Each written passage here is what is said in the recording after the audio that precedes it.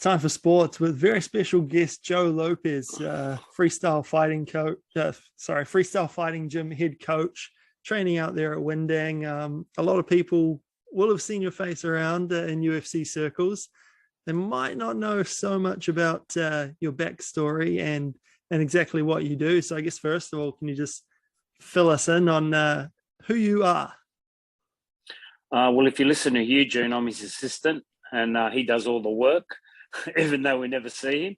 No, it's an inside joke. We're always having a laugh that Eugene gets put down as the head coach, and I get to play second fiddle. But I sort of don't like the limelight, so it sort of suits me in a sense, But I've been Alex's trainer from day one. We started the journey together. We continue to do the journey together, and hopefully we have a lot more trips and a lot more successes in bringing that belt back home.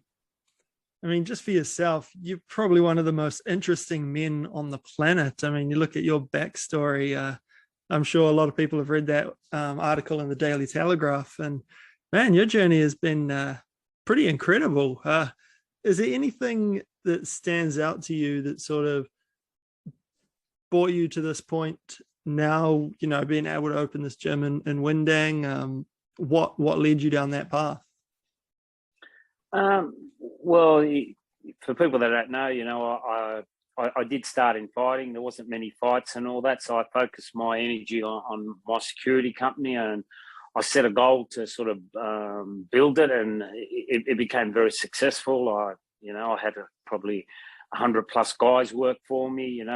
Ran a lot of the nightclubs in Sydney. Back in the 90s, early 2000s, and it was a different era. And then when I got to 40, I had enough of the nightclubs and the nightlife and the headaches of it all, and I wanted to sort of give something back because I got it because of fighting. So there was a church down the road from where I live, was up for sale. I bought it. I turned it into the gym, and that was sort of my way of giving a little bit back. I enjoy teaching and I enjoy traveling, and that's what I sort of wanted to do. I wanted just semi-retire and enjoy my life for a change instead of having guys threatening me and want to kill me every night. I imagine there was quite a character building part of your life running a security company.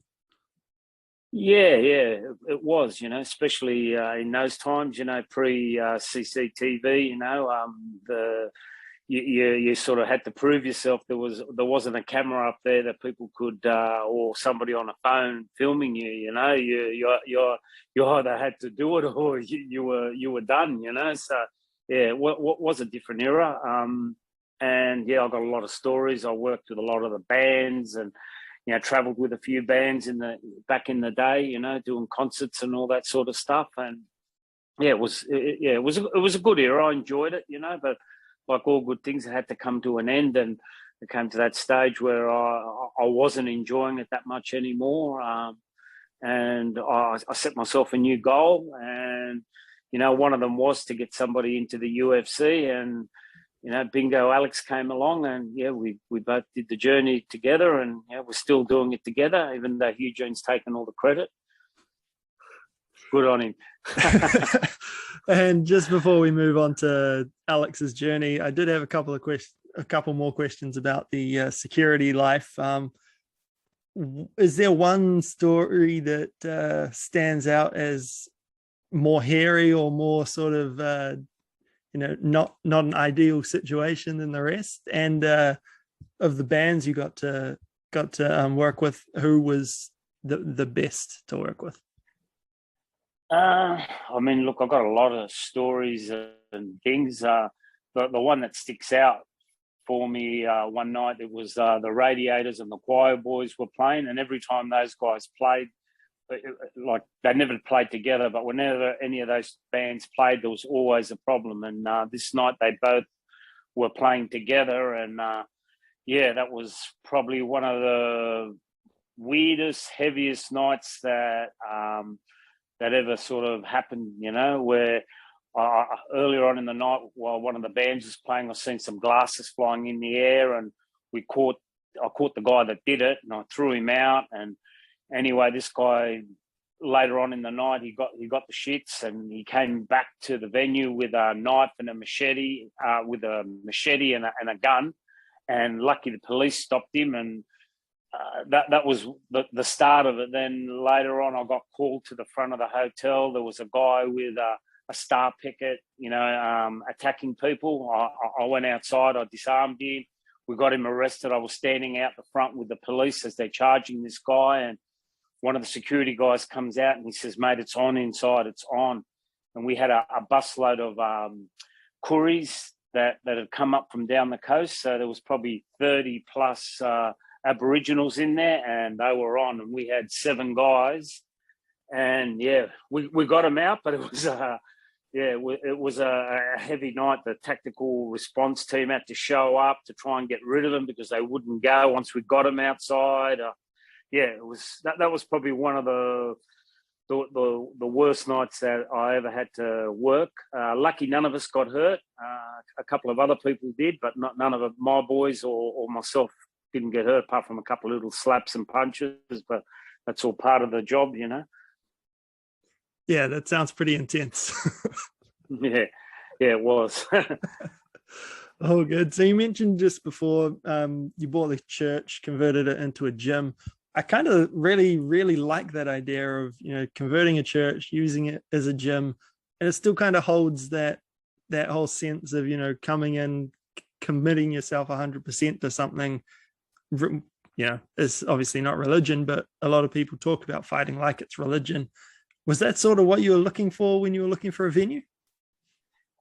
No, it was just it was down the road. Like, it's 5 minutes from my house. We live in a beautiful place. We've got the lake on one side of where we live, and on the other side is the ocean. And I live on the beach, and we're surrounded by water. And it to me, it was more of a lifestyle thing. Where I just ride my bike to the gym.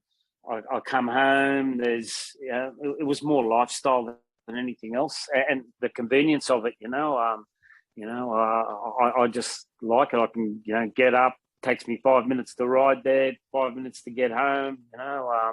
What else do you want? I'd had gyms in the past, and they were away, and you have to drive there. If there's no one shows up or something, you have to go back home. Where here, it doesn't matter. And a few years ago now, you obviously mentioned Alex came strolling into the gym looking to, get in shape for footy season. I have had a few people ask me this question, so I'll get it out of the way early. Can you just put to rest all the sort of misinformation about how big Alex actually was when he came into the gym for the first time? He reckons he was 97 kilos. I reckon he was way heavier than that. He was big.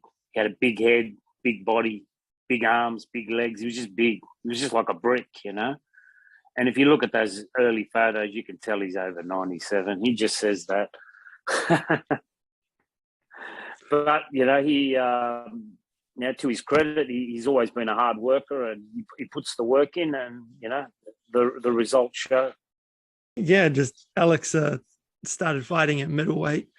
Did you sort of have a plan in mind to just consistently drop him down weight classes as he got more and more fit and sort of ready, or was it a little bit of a surprise just how far he came and how easy it was for him to get to featherweight? No, the whole plan was always to drop down. We were probably thinking that lightweight, but he got down past lightweight pretty easy. So then we just looked for featherweight. He had a couple of fights at welterweight at the beginning, but that was mainly due because the UFC, the Smasher series, was coming to Australia, and it was a welterweight middleweight. So we stayed at welterweight a bit longer than what we wanted, but that was just to try. That was what we thought might be an easier way to get, or an easier path, I should say, to get into the UFC at that time, because it was pretty hard, especially from Australia. There wasn't many people in Australia at that stage that were getting into the UFC, and half the time the guys that, no disrespect to them, a lot of them were just, filling in the card as to say we've got some Australian guys there. I think a lot more people after Alex and the rest of the boys came in, they started to think, oh, wow, these guys can make it, not being in the US, make it into the UFC and, win titles, For yourself, I know you said that you hoped to get, one of your fighters in the UFC, but just to see how impressive Alex has been, how much his stocks have risen now that he's champion now. How good has it been for you to see not only his rise, but him at the forefront of, the sport, which is now just growing immensely? Well, look, a lot of the times I'm pretty sort of don't show much emotion or anything, and I don't get excited. I try and stay the same, but sometimes it's surreal. I guess the only time that it sort of really hit me was after the Chad Mendes fight. When we landed back in Sydney after the fight, we're picking our bags up, and I looked at Alex and I went, "Man, you just beat Chad Mendes," and he was somebody that I looked up to, and for Alex to go out and beat that guy, I was thinking to myself, man, we can beat anybody if we could beat that guy, because the guy had, he's a very talented fighter, and probably one of the best that's been there. He's fought the who's who, and has always been very competitive. So to beat him really was the only time that I really sort of went, wow, that we done something, I remember talking the rest to Alex of the time, before that fight, and he kept running the line. Chad Mendes has only lost to the greats, and now he's going to lose to Alexander the Great. I mean, it played out just like that. Yeah, and to knock him out in the way he did, I think we were just sort of like a lot of the times, earlier on in the careers, they really underestimated Alex, whether it was in the local regional scene, or once we hit the international scene. A lot of the times people just thought, oh, yeah, the kid's got a bit of talent, but this guy's going to be a lot better because, he trains here or with this person. And then we just kept proving them all wrong, and, we're still doing it, seems like no matter when we fight, we're always the underdog, the people don't give Alex the credit that he really deserves. I think he got a little bit more after this Ortega fight, but it's been a long time coming. People always write him off and think, he's just not at that level, but don't realize he's above that level. I think for a lot of people, that second Max Holloway fight sort of takes a shine off things. I mean, people see that one how they want to. Personally, I saw it 3-2 to Alex, but I seem to be in the minority there. But I mean, after the Aldo fight, the Mendes fight, the first Holloway fight, I was surprised, like you say, Alex wasn't really getting the attention that he probably deserved after that run, and just how impressive he was over those three fights. Yeah, look, I think a lot of things played into that. Max being such a big crowd favorite. He's got a huge fan base. Good on him. And a lot of people weren't happy with that result. They wanted Max to win, including the UFC. And I think it was a big shock to them that Alex took it out. And I agree with you, same as the second fight. If you look back at the fight, and especially if people look at the fight without sound, because we watched that fight just the other day. We're pretty bored here in lockdown, so we started watching fights, and that was one of the ones I wanted to watch. And the commentary's so biased towards Max, and I mean even Alex's last fight against Ortega. The commentary is always stacked against him. It seems like, Cormier and Bisping, have got a bloody vendetta against Alex, or whenever he's fighting, they don't see anything he throws, and whatever his opponent throws is, 10 times as better as what Alex is throwing, Yeah, it's an interesting sort of way to look at things. One of the coaches down here told me to watch fights without commentary if I was ever watching them back. And yeah, you do get those fights where the commentary is very sort of toward one fighter.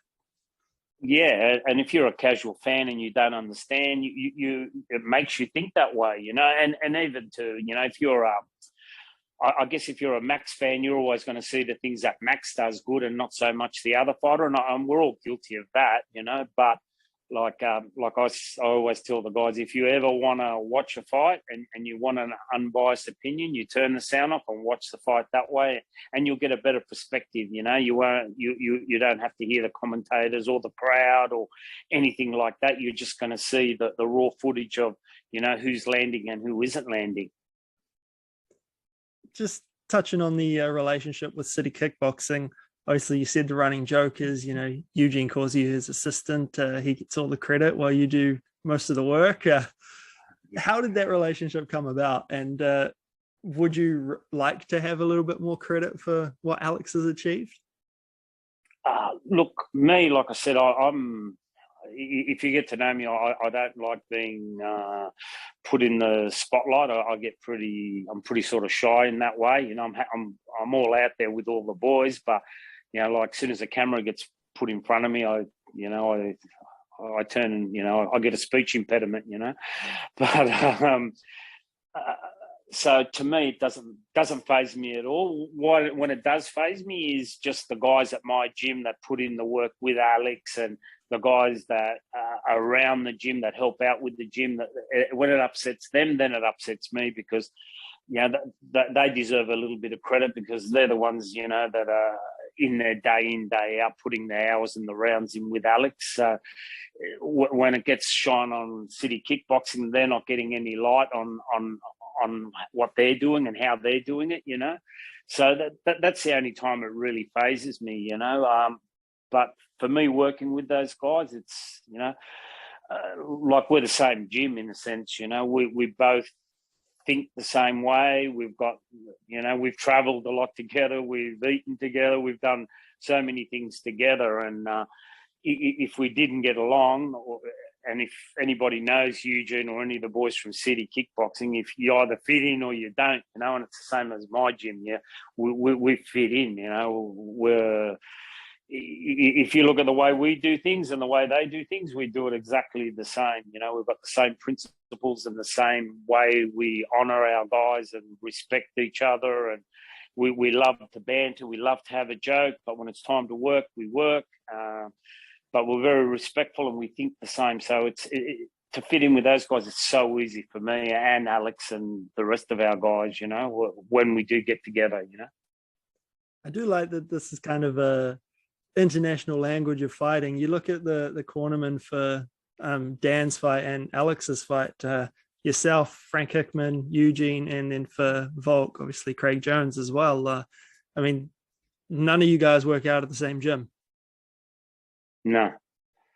It's just quite fun to look at it that way. And, you know, all these gyms coming together where across the world and on these big stages, you don't really see anything like that.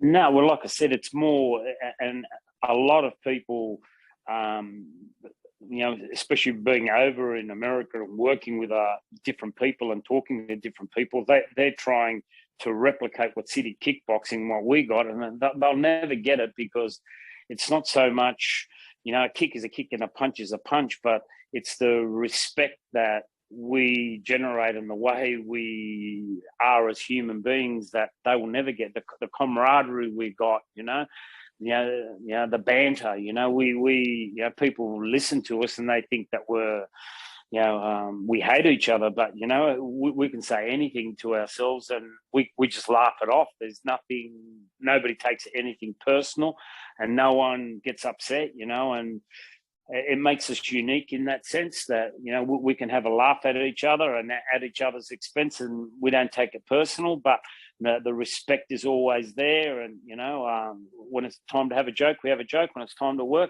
it's time to work. And I don't think other people in other gyms have that type of camaraderie that we have got, you know. And that's why I said a lot of people, either you're going to be part of us or you're going to be against us in the way we do things, you know. And like I said, we're just lucky that, you know, Hugo and myself, you know, Dougie, you know, all the coaches down at City Kickboxing and my gym, we just think the same, and we, you know, I don't know, it just shows in the way we are and the way we got our people, you know.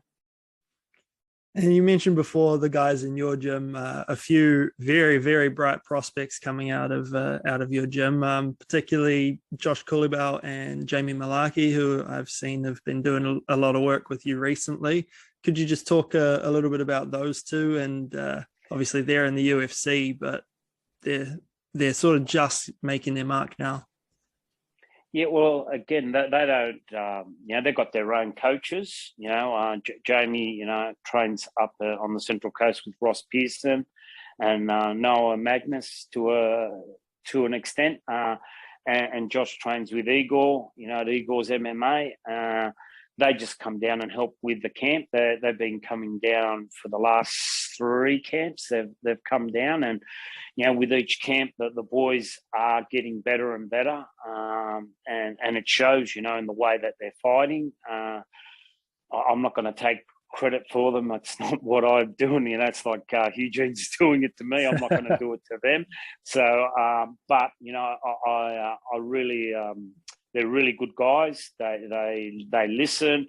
They put in the hard work, and the results are starting to show. As Jamie did the other day. Josh is looking for a fight, and I'm more than happy to have those guys anytime to have a camp. They're good training partners, and they fit in with us really, really well.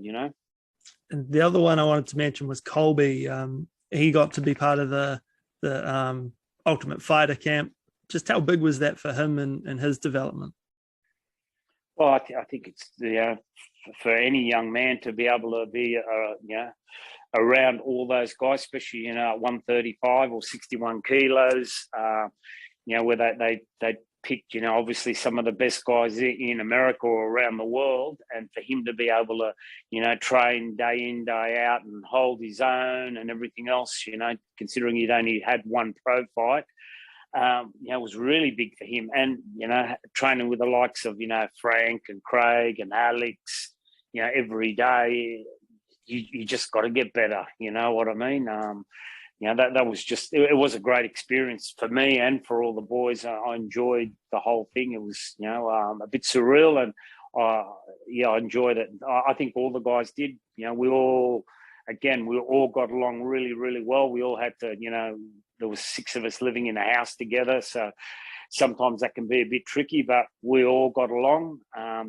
We all had fun, and we came away with the win, most importantly. Did you watch this? Did you watch the series back? Yeah. I watched the back. A lot of it got cut out, obviously, but the show is sort of different.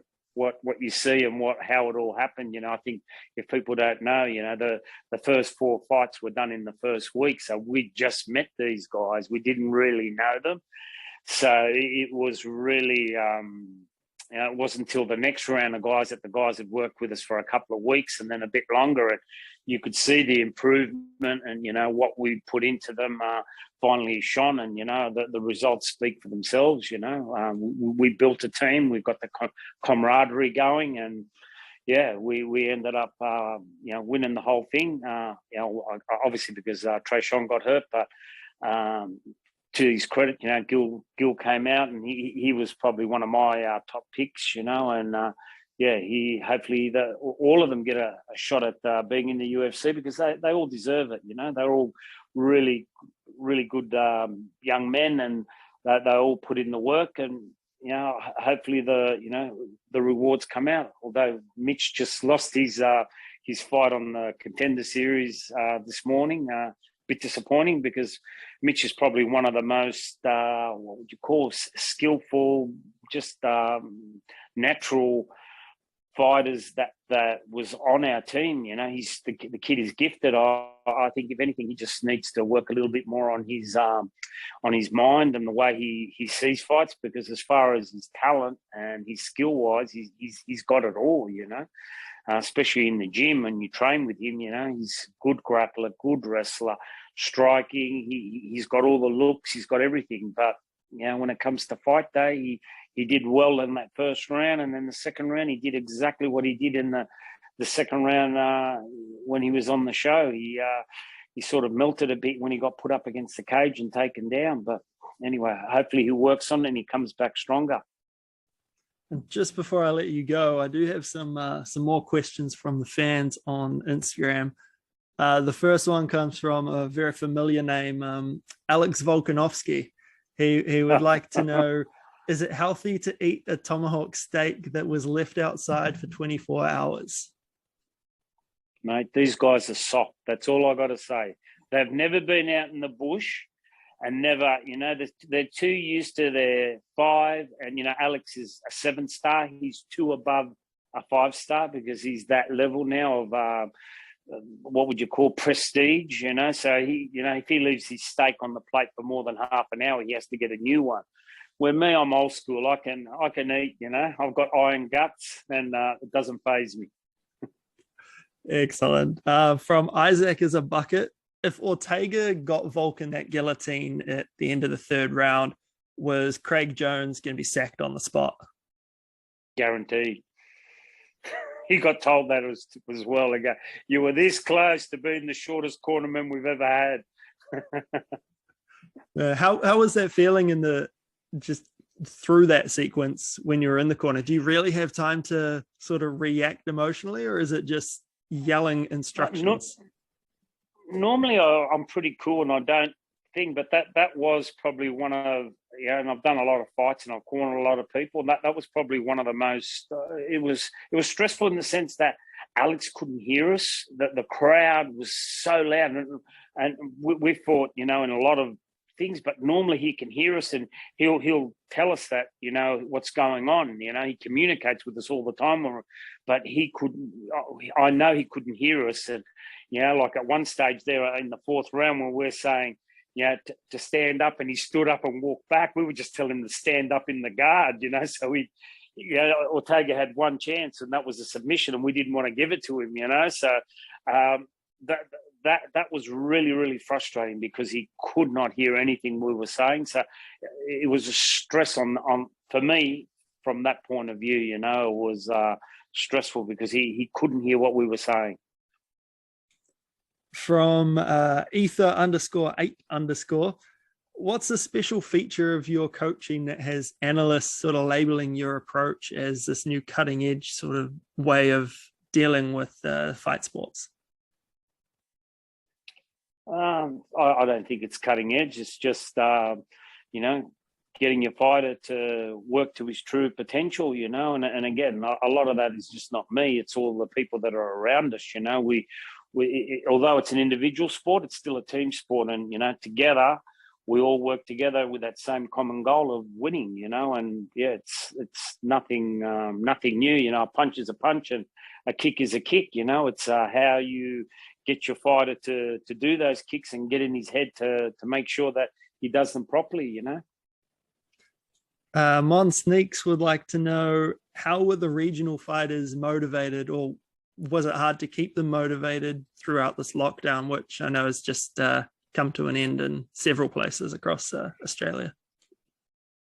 Well, it is. That's been the hard part, and going back to Colby and a few of the other young guys that I've got at the gym, it's been a whole wasted, 2 years really. Colby's had 1 fight. One of the other guys has had 2 fights, a couple of the other guys have had 1 fight, I was hoping Colby would have at least 3 or 4 fights this year, we were on track to do it, but, the lockdown hit, we've been locked down now for 4 months, I think, or just 3.5 months or something, which has been pretty sad. And it's hard for these guys because, that's what they're doing it for. And to be sidelined, it must be hard. We've been sort of lucky that we've been able to train throughout it because the government we were lucky enough that our Australian government gave us permission to train and get the camp, and we were able to get all these good guys in, and we could do it. But I'd hate to see what a lot of the other guys in New South Wales and Victoria, who especially in Victoria, they've copped it worse than any other country in the world. I really feel for those guys, and I've got a lot of good friends down there, and I just hate to think how they're feeling, especially if you're a young man and this is what you want to do. And every time you move 3 steps forward, the government pulls you 5 steps back, and I feel for the guys in New Zealand as well, what's happening there with their government, what they're doing to the guys at City Kickboxing. It's just criminal, honestly. These guys have got a very small window of opportunity to make as much money for their families themselves. And after that, what are they going to do? If they don't make it now, they're not going to make it later on. What are they going to be, washing cars or back on a building site, when they've got this opportunity to make money for themselves now and set up their future, and the government's taking it away because it doesn't suit their narrative. It's like I said, it really frustrates me and makes me angry what they're doing to the poor guys in New Zealand and in Victoria. The governments have just got it all wrong. And just lastly, if you look sort of through your crystal ball at what might be next for Alex or what you'd like to see next, are there any fights that you have in mind that you would like to see? They don't have to be overly realistic, but is there anyone you want to see Alex go up against? No, me personally, I like to have new challenges. Obviously Max is going to be there, but I've had 2 camp worth of Max's videotapes where you're watching a lot of his tape and you're working the same game plans and the what ifs from what Max can do or he's going to do to you. So to me, it's always a challenge of having a new fighter and working out a game plan. That's exciting for me, as a coach. But to me, it's I don't care who's in front. To me, if it's somebody new, it makes it exciting for me as a coach, And then a lot of the times is what the fans, people are throwing Cejudo out there now, and he's trying to make a big name. That's up to Dana White and those people over there. I know they want Max. They want us to fight Max. The thing is, we're going to have to wait a little bit of time to fight Max because he's fighting in November. Now Izzy's fight's been put back to February, so we were hoping February. So now I don't know what's in store for us. We're trying to organise maybe a jiu-jitsu match with somebody, like another UFC fighter with Alex, just to keep a bit of interest if we can't get a fight, in December, because ideally we wanted a fight in December because we missed out on the one earlier on this year. Because we were hoping at least 2 to 3 fights this year, but, Alex getting COVID sort of put a dampener on that. But let's see what happens. I can't. I'm just hoping something for December, but if not, we'll do something next year, I guess. Is the hope that if you can't do December, you can do the same card as Israel? I don't think they'll ever do that. No? We've tried. No. I think the way they put it to us is. Alex is a big draw card for the Australasia area, and so is Izzy. So they're not going to put two people that draw big in Australia, New Zealand on the same card. They'd rather have them on 2 separate cards so they get 2 bites of the cherry, I guess. Because we've been trying to do that for a while now. It just makes it logistically wise. It just makes it easier for all of us, especially with this COVID thing, and we ended up, in lockdown after each fight. That makes it hard. And like I said, the Kiwi guys even longer, because if they don't get that hotel voucher, it's a nightmare, And let's see what happens to the rest of the boys now. We still might have to go to corner a couple of the boys later on this year if they can't get a corner. With the quarantining in Australia, how does that work? I know obviously in New Zealand we have vouchers. I assume it's not the same for you guys. No, we just apply for it and we get it. We've been fortunate enough to get into the VIP program, so we're not stuck in just a room. We get an apartment, and So we've got our own kitchen, our own laundry, and everything else. They changed the rules again for us, where we had to be. If we weren't a family member, we had to be separated. But we just sent the government, the health minister, a letter saying, which has happened in the past, and it did happen this time, where Alex had a couple of stitches, and no doctor's going to come up, so I had to remove his stitches. Or if he does get cut, someone has to dress his wounds or something like that. You really need somebody in there with you just in case. And it's more of a safety issue, that in case something does happen, he's not here by himself to look after himself. He's got his coach with him to fix anything that does happen. Well, that could be a lot worse then, eh? Yeah, well, sometimes I think it is better being by myself. He just seems to. Everybody knows that I get triggered very easy, so they set me up every time. And like I said, they're not going to get me. They're not going to get me, but they always get me. They know that I trigger, and they know my triggers. Oh, good, mate. I think Craig Jones has got an hour long video of me being triggered by the boys. Has he shared that anywhere? No, he reckons he's going to make me internet famous by just showing me little bits and pieces of me going off. I don't think it's funny, but they obviously find it funny at my expense. But yeah. They all know that I'm not that I can't let things go, so I always go off, But that's just as who I am. Oh, good, mate. Well, I'll leave it at that. Hopefully, Alex doesn't cause you too much grief over the next week or so while you're stuck with him in the hotel room. Yeah, well, he's half Greek, so I always have to sleep with one eye open in the middle of the night. These Greek boys, they get a bit frisky. All right, mate. Well, thank you very much for your time. It's been a pleasure talking to you, and hopefully talk to you again soon. Yeah, thanks for having me on. I appreciate it.